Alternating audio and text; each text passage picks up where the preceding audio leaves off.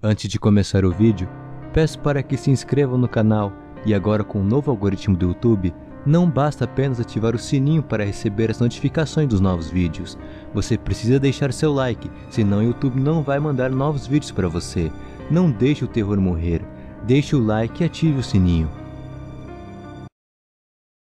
Minha curiosidade sempre foi meu ponto fraco. Eu sei que não sou o único. Você também não acha que foi o único curioso que já tentou assistir vídeos como Two Girls on Cup, Three Guys on Hammer e vários outros vídeos gore? Acha? Todo mundo quer assisti-los. E você também. Minha história começa quando eu passava por uma depressão aos 18 anos. Tudo começa quando meu pai faleceu. Eu já não arrumava emprego e não ia para a escola há um ano. Eu tinha muito tempo livre e gastava a maior parte dele na internet. Mas o que mais me animava eram os fóruns anônimos. Estes eram os únicos lugares onde a verdadeira natureza humana se mostrava.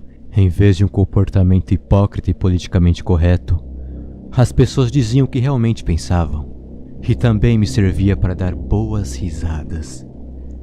Eu era capaz de contar a verdade sobre mim e minha merda de vida, e ver que realmente ninguém se importa comigo. Eu me sentia entre amigos, mesmo que não soubesse nada sobre eles. Eu comecei a amar o humor negro. Se algo terrível acontecia, eu fazia imagens engraçadas instantaneamente no Photoshop e postava. Alguns dizem que você muda se gastar muito tempo na internet. E acho que essas pessoas têm razão. Minha depressão piorou e como resultado eu passava mais tempo fazendo imagens para a internet. Meu senso de humor escureceu. Eu só conseguia ficar animado com trolls e terríveis ataques. Eu ligava para as pessoas fazendo ameaças de morte e publicando seus dados na internet. Uma vez eu até liguei para um aeroporto, dizendo que uma bomba iria explodir matando centenas de passageiros e paralisando o aeroporto. É claro que eu e meus amigos virtuais achamos tudo isso muito engraçado. Nesse momento eu não estava na parte normal da internet. Dos fóruns anônimos, eu passei para a Deep Web. Dessa forma, as pessoas podem postar conteúdo terrivelmente legal e ficarem completamente anônimas. Mesmo sem um IP rastreável, meu desejo desastroso ficou ainda maior. Eu não podia me controlar, pois era a única coisa que podia satisfazer esse meu estranho sentimento. É como o seu que não se aguenta e precisa acessar os Xvideos pelo menos uma vez ao dia. Meus dias eram basicamente ficar em casa navegando na web e encontrar conteúdo gore e legal, até o início da manhã. Ou melhor, ou pior, era o Disaster Chan. As pessoas lá eram como eu, obcecadas e viciadas por violência, estupro, assassinato, e sempre um assassino real aparecia por lá para mostrar seu trabalho. Uma vez um cara postou fotos da própria filha, estuprada, morta, coberto de merda e larvas. Fez o meu dia valer a pena. Eu era obcecado por violência. Era como uma droga. Eu precisava de uma dose maior a cada dia. Meu desejo ficou tão grande que até mesmo o Disaster Chan não poderia satisfazê-lo mais. Depois de um dia inteiro de navegação, eu não conseguia encontrar um tiro diário de violência. Eu fiz uma lista de discussão, dizendo que não estava mais satisfeito com o conteúdo daquele site e queria algo mais pesado. Eu pedi para as pessoas compartilharem links de outros fóruns anônimos, fóruns melhores. Eu fui copiando alguns links que iam comentando. Depois de 20 minutos, meu post havia sido excluído. Era um pouco estranho, porque os segmentos nunca são excluídos, uma vez que nada é pesado o bastante para esse site. Eu tentei postar novamente. Um alerta no site dizia que eu fui banido permanentemente do site, sem nenhuma razão aparente. Isso me deixou com tanta raiva. Por que diabos os administradores iriam me proibir de navegar em um site como esse? Será que foi porque eu me queixei do site? Apesar da minha raiva, eu percebi que ainda havia na área de transferência um link que alguém havia comentado. Era outro link Onion, que só era acessível com endereço de IP não rastreável. O site era completamente preto. Não havia banner, até o texto era preto. Só era possível visualizar o conteúdo quando selecionava com o mouse. O título do site foi chamado de Yushan. No começo eu pensei que fosse um nome estúpido e possivelmente outra rip-off do YouTube. Eu ia fechar o site quando percebi que não havia nada de melhor para fazer e poderia levar um bom tempo para achar outro site obscuro novamente. Havia apenas uma postagem postada na página inicial. O tempo de lançamento do site foi a de 5 minutos atrás. Mas ele dizia: "Bem-vindo a Yushan." No lado esquerdo da página inicial, havia esses 3 links listados: necro, necrofilia, cemitério, aleatório. Não tinha muitas opções. A maioria de sites como esses tem cerca de 20 links ou mais. B era um link meio que padrão. A maioria dos sites como esses tem. Foram os links 100 e necrofilia que me chamou a atenção. Eu nunca tinha visto necrofilia real e só podia adivinhar que 100 poderia ter fotos e conselhos sobre cavar sepulturas. Eu decidi visitar o cemitério primeiro. Após a página carregada, eu rolei para baixo e eu congelei instantaneamente. Eu senti um medo pela primeira vez em meses. Só que esse medo não era divertido ou gratificante de qualquer forma.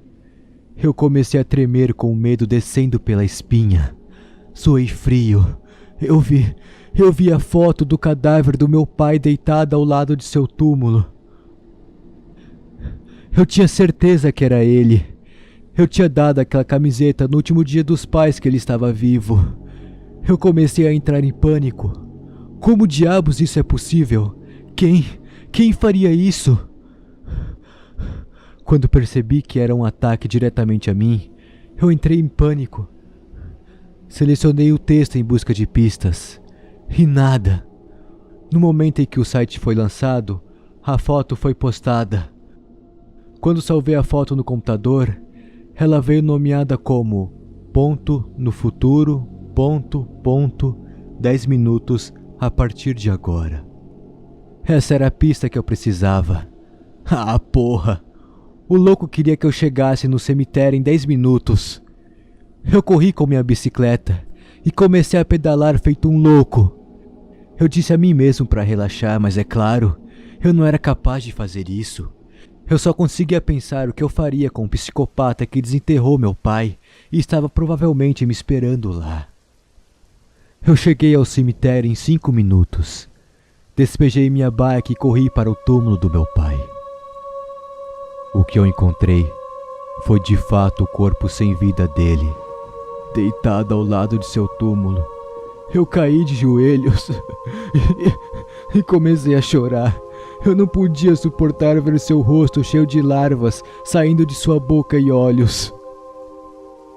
A morte do meu pai sempre foi meu ponto fraco. A pessoa que fez isso deveria saber disto. Ele devia me conhecer. Depois de tremendo e chorando por alguns minutos, eu comecei a ficar um pouco aliviado. Comecei a enterrar ele novamente, tentando não olhar para o seu rosto. Eu usei minhas mãos para cavar e colocar o corpo dele de volta ao caixão quebrado, quando notei um pequeno bilhete em seu bolso. Estava escrito: "Continue navegando." Eu estava totalmente exausto. É claro que eu deveria ter chamado a polícia, mas mesmo nesse momento, a curiosidade levou a melhor sobre mim. Eu cheguei em casa e liguei meu computador novamente. A discussão 100 não foi alterada, exceto o momento de lançamento, agora 30 minutos atrás. Eu ainda tinha 2 links para ir, Necro e B. Eu quase vomitei quando pensei o que poderia ter no conteúdo em necrofilia. Pensar racionalmente era impossível para mim no estado de pânico que eu me encontrava. É claro que eu cliquei. Eu não fui capaz de me mover com o que me parecia ser horas. Era a foto da minha mãe, obviamente morta.